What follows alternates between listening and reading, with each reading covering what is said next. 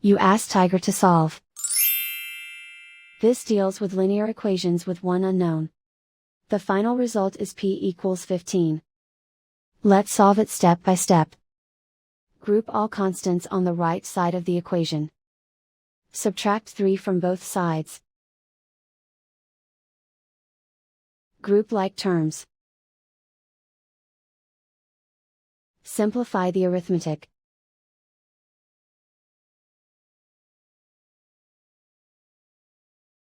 Convert the p into a positive number.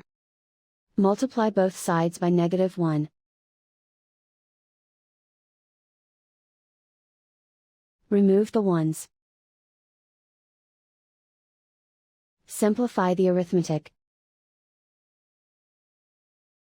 And so the final result is p equals 15.